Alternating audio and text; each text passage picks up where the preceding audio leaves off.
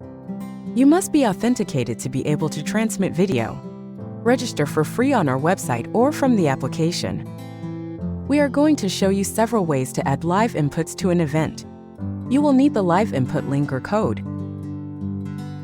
Let's start transmitting from a smartphone. When you click on the link, the application should directly open. If not, open the app and enter your 9-letter code in the orange box.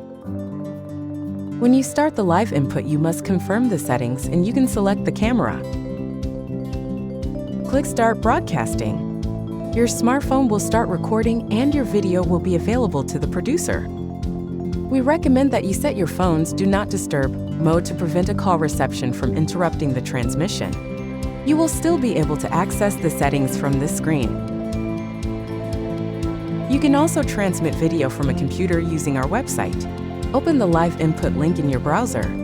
You will find the same steps that we have described before. In this case, you will be able to simultaneously watch your own video and the event output video. Click on the button over the output video to activate the audio. Please note that your own audio is canceled to avoid echo. Thank you very much for using Azzulei TV.